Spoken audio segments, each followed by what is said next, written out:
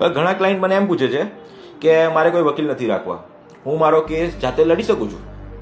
તેનો જવાબ છે હા, શક્ય છે, પણ આખી વસ્તુ આપણે સમજવી પડે. ભારતના બંધારણે દરેક નાગરિકને રાઇટ ટુ જસ્ટિસ આપ્યો છે, એટલે ન્યાય મેળવવાનો અધિકાર આપેલો છે. એટલે કોઈ પણ વ્યક્તિ કોર્ટમાં હાજર થઈ શકે છે.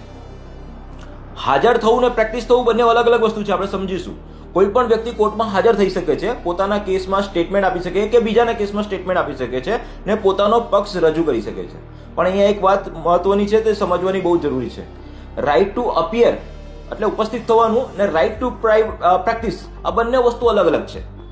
એડવોકેટ પાસે એડવોકેટ એક્ટ મુજબ રાઇટ ટુ પ્રેક્ટિસ હોય છે, અને જો કોઈ સામાન્ય વ્યક્તિ પોતાનો કેસ લડવા માંગે તો કોર્ટ પહેલા એ તપાસ કરે છે કે આ જે વ્યક્તિ છે એને કાયદાનું મૂળભૂત નોલેજ છે કે કેમ, ને આ કોર્ટનો સમય તો બગાડશે નહીં ને.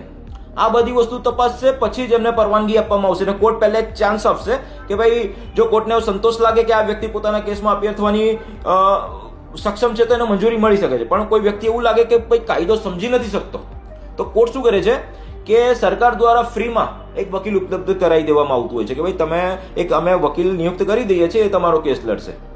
આને કહેવાય રાઇટ ટુ જસ્ટિસનું પાલન. એટલે જ્યારે માણસ કાયદો પ્રોપર ઢંગથી સમજી શકતું હોય, એ બધી પ્રોસિજર સમજી શકતું હોય, ત્યારે પોતે અપિયર થાય છે, કોર્ટ સમજી શકે છે કે હા કંઈ વાંધો નથી છે.